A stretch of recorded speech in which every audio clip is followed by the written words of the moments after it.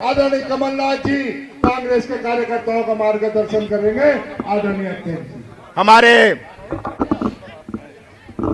वरिष्ठ नेता, मेरे साथ केंद्रीय मंत्रिमंडल में रहे हुए मेरे भाई कांतिलाल भूरिया जी, हमारी भूतपूर्व मंत्री कांग्रेस की वरिष्ठ नेता विजय लक्ष्मी साधु जी, हमारे भूतपूर्व मंत्री हनी बघेल जी, मुकेश पटेल जी, वीर सिंह जी, वाल सिंह मेड़ा जी, प्रताप ग्रेवाल जी, हरीश गहलोत जी, पाचीलाल मेड़ा जी, विक्रांत भूरिया जी, सेना पटेल जी, अंतर दरबार जी, जेवियर मेड़ा जी, रमेश पटेल जी, हमारे मोनू बाबा, हमारे कमरू भाई, हमारे भूरू भाई, सभी यहाँ उपस्थित मंच में मेरे साथ उपस्थित कांग्रेस के नेतागण, सभी आदरणीय बुजुर्गों, माताओं, बहनों और नौजवानों, बहुत खुशी हुई आप सब के बीच में आकर। आपने यहाँ आकर कांग्रेस का सम्मान रखा, मुझे बल और शक्ति दी। आज मैं आपके बीच में आया हूं और यहाँ आकर कलावती जी की मुझे बहुत याद आती है। कलावती जी मेरी नंबर 1 विधायक थी। मैं विधायक दल की बैठक में कहता था कि नंबर 1 कलावती जी हैं।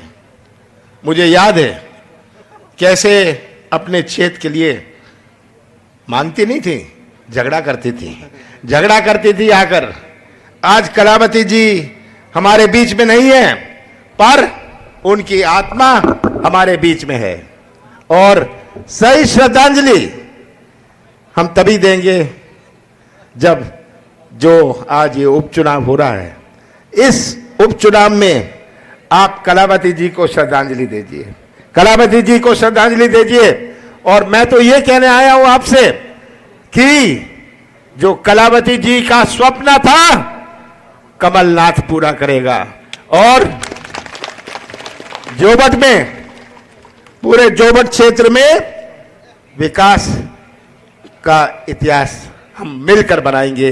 महेश भाई हैं, कांति भाई हैं, सब हमारे नेता हैं और मुझे विश्वास है कि खास करके मैं यहां देख रहा हूं इतने सारे नौजवानों को।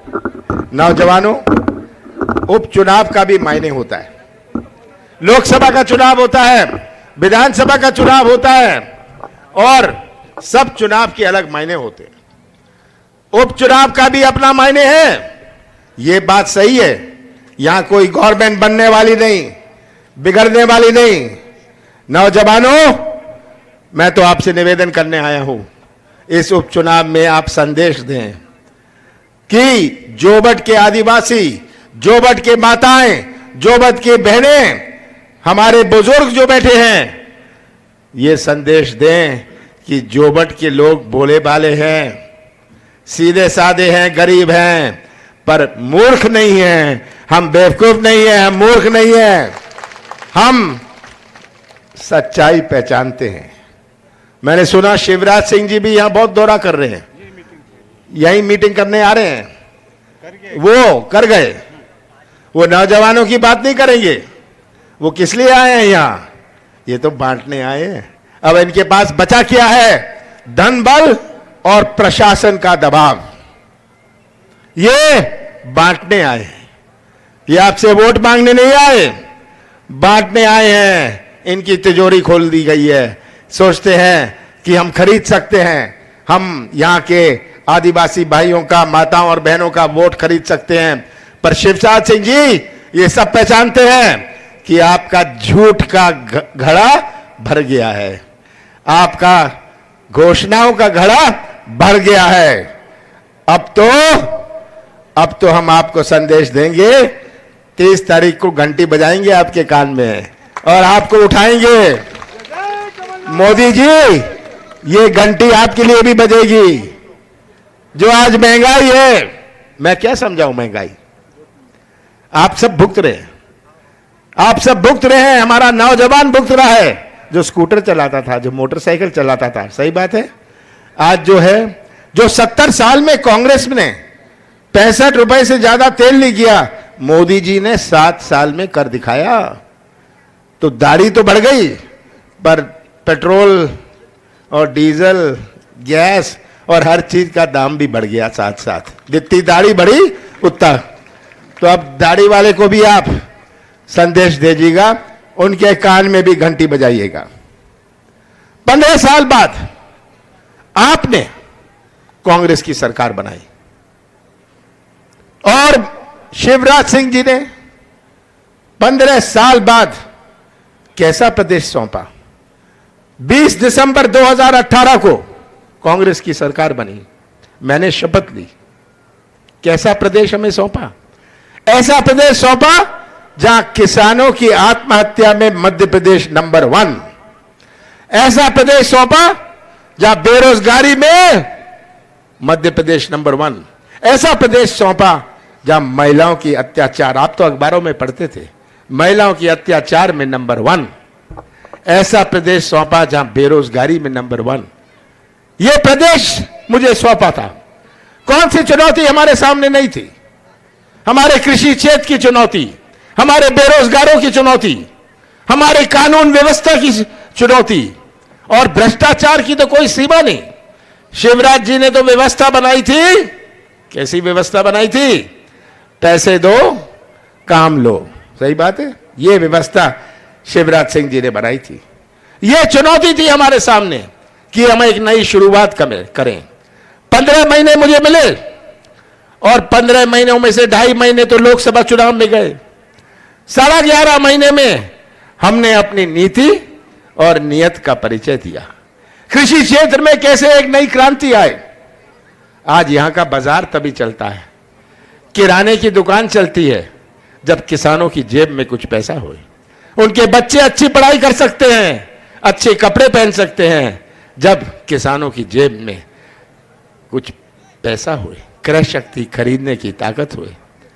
एक नई क्रांति हमारे कृषि क्षेत्र में लाने का हमारा लक्ष्य था कि किसानों के साथ न्याय होए। किसान महंगे में खरीदता है और सस्ते में बेचता है, यह स्थिति थी। और हमने शुरुआत करी कर्जा माफ करने की। हमने इस जिले में 31,000 किसानों का कर्जा माफ किया। मध्य प्रदेश में 27 लाख किसानों का कर्जा माफ किया पहली किश्त में। दूसरी किश्त चालू थी ताकि किसानों में एक मजबूती आए, हमारी कृषि क्षेत्र में एक शुरुआत हुए, हमारे किसानों की मजबूती बने। बेरोजगारी हमारी सबसे बड़ी चुनौती है। ये नौजवान, कितना पलायन होता है, कितने लोग गुजरात जाते हैं, कितने लोग इधर उधर जाते हैं। यही नौजवान जो खड़े हैं, यही जो भटक रहे हैं, ये नौजवान, ये हमारा मध्य प्रदेश का निर्माण करेंगे भविष्य में। यही नौजवान हमारे अलीराजपुर का, हमारे झाबुआ का, हमारे जोबट का निर्माण करेंगे भविष्य में। पर इनका भविष्य अगर अंधेरे में रहा तो कैसा मध्य प्रदेश बनेगा? आज नौजवानों की सबसे बड़ी चुनौती है। हमारे बुजुर्गों ने तो अपना जीवन काट लिया, बुजुर्गों ने तो बिना बिजली के, बिना पानी के अपना जीवन काटा है। पर आज के नौजवान में अपनी सोच है, आज का नौजवान में ज्ञान है, आज का नौजवान में एक तड़फ है। आज का नौजवान कोई ठेका नहीं चाहता, कोई कमीशन नहीं चाहता। आज का नौजवान तो व्यवसाय का मौका चाहता है, अपने हाथों को काम चाहता है। और ये काम और ये व्यवसाय तो तभी बनेगा जब अपने प्रदेश में निवेश आए। कोई मंदिर या मस्जिद में जाने से रोजगार के मौके नहीं बनने वाले जब तक निवेश ना आए। निवेश तभी आएगा जब लोगों को मध्य प्रदेश पर विश्वास होए, जब लोगों को मध्य प्रदेश पर विश्वास होए।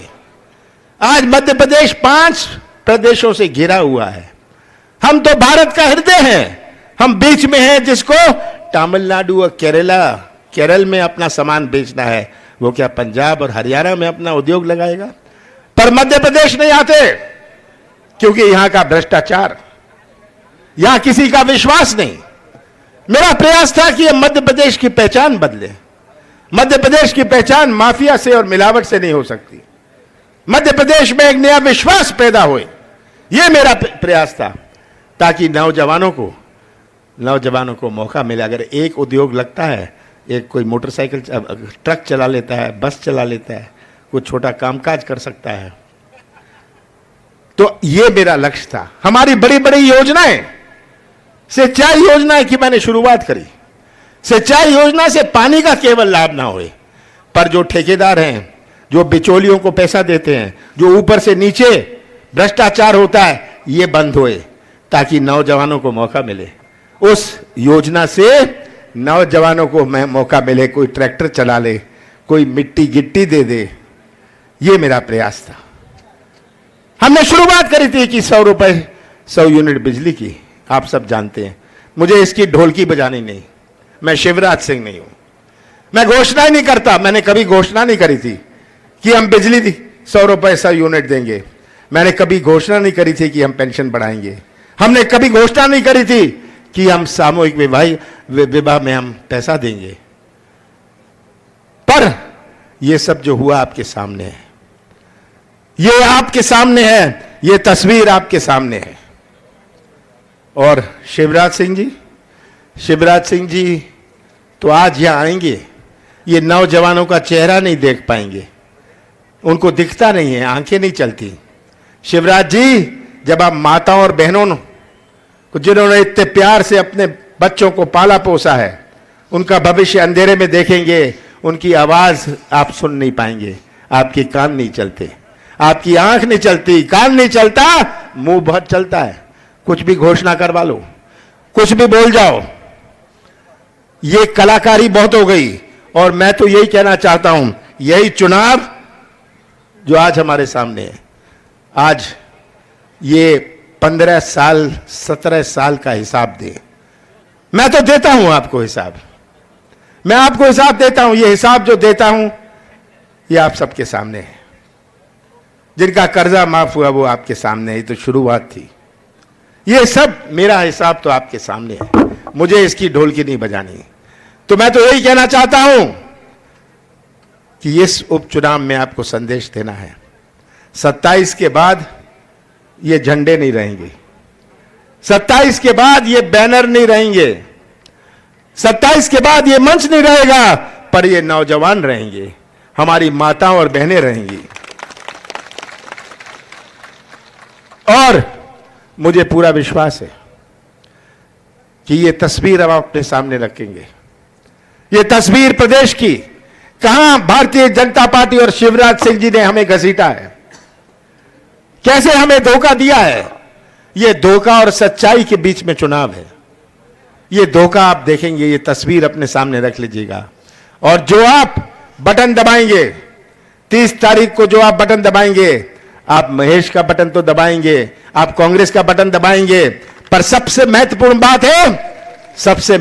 बात है, आप मध्य प्रदेश के भविष्य का बटन दबाएंगे, आप जोबट के भविष्य का बटन दबाएंगे, आप इन नौजवानों के भविष्य का बटन दबाएंगे। यही याद रखिएगा, ये तस्वीर अपने सामने रखिएगा। मुझे विश्वास है कि हमारे सब आदिवासी भाई, हर समाज के भाई भोले भाले हैं, समझदार हैं, सच्चाई पहचानेंगे, सच्चाई का साथ देंगे। कमलनाथ का साथ मत देना, महेश का साथ मत देना, कांग्रेस का साथ मत देना, पर सच्चाई का साथ जरूर दीजिएगा। ये सच्चाई ही हमारा भविष्य सुरक्षित रखेगी। और मुझे पूरा विश्वास है, हम कलावती बहन को ये श्रद्धांजलि देंगे, और जैसे जोबट का झंडा मध्य प्रदेश की विधानसभा में कलावती लेती थी, फिर से हमारे जोबट का झंडा मध्य प्रदेश की विधानसभा में लहराएगा। आप सबका बहुत बहुत धन्यवाद। राम राम।